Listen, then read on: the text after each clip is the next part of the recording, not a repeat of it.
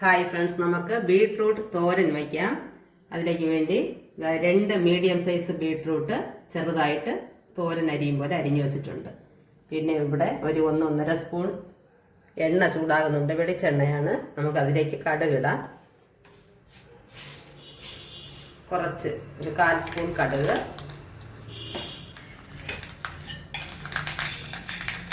ഒരു 1/2 സ്പൂൺ ഉഴുന്ന് പരിപ്പ്,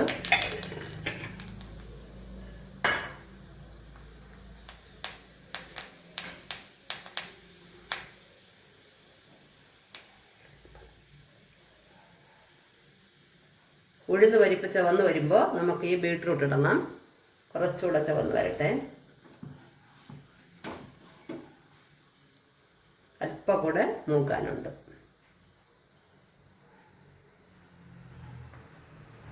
ഓക്കെ, ഇനി ബീട്രൂട്ട് ഇടാം.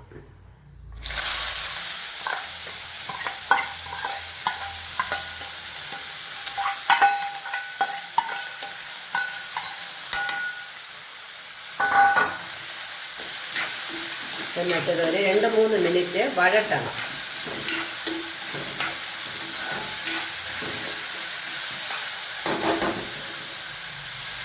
ലോ ഫ്ലെയിമിലിടുക. എന്നിട്ട് നമുക്കിതിന് അരപ്പ് റെഡിയാക്കാം. കുറച്ച് തേങ്ങ, 2 ബീട്രൂട്ട് ആയതുകൊണ്ട് ഒരു തവി തേങ്ങ. സ്പൂൺ കണക്ക് പറഞ്ഞാൽ ഇതൊരു 2 സ്പൂണിനെ ഉണ്ടാക്കിയിട്ടുള്ളൂ. കുറച്ച് തേങ്ങ തന്നെ.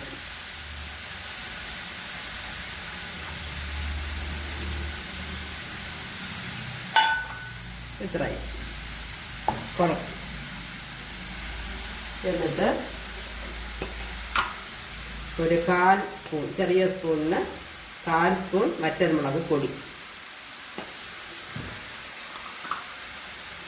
വെളുത്തുള്ളി ചെറിയ അല്ലി ആയതുകൊണ്ട് ഒരു 5-6 അല്ലി വെളുത്തുള്ളി. ചെറിയ ഉള്ളി ഒരു 3 ചെറിയ ഉള്ളി. ഇതിങ്ങനെ അരിഞ്ഞിട്ടാൽ വേഗം ഇടിഞ്ഞ് കിട്ടും, അതിന് വേണ്ടിയാണ്. എന്നിട്ട് ഒരു നുള്ളു ജീരകം,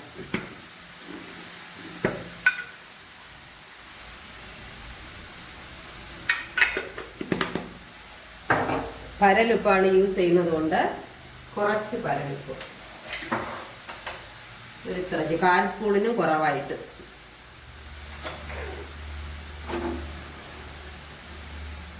എന്നിട്ടിതിനെ നന്നായിട്ടൊന്ന് ഇടിച്ചെടുക്കുക. അപ്പോൾ ഇത് നന്നായിട്ട് നമ്മൾ ഇടിച്ചെടുത്തിട്ടുണ്ട് തോരന്. അതിന് ആഡ് ചെയ്യുക.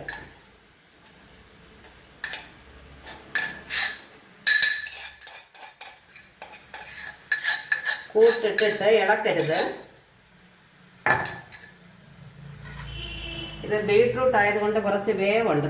ഒരു കിഴങ്ങ് വർഗത്തിൽപ്പെട്ട വെജിറ്റബിളാണ്, അതുകൊണ്ട് കുറച്ച് വെള്ളം ഒഴിക്കുക. ഒരു 1/2 കപ്പ് വെള്ളം, നല്ലതുപോലെ 1/2 കപ്പ് വെള്ളം ഒഴിച്ച് കഴുകി ഇവിടെ സൈഡിൽ ഇങ്ങനെ ചുറ്റി ഒഴിച്ച് വെക്കുക.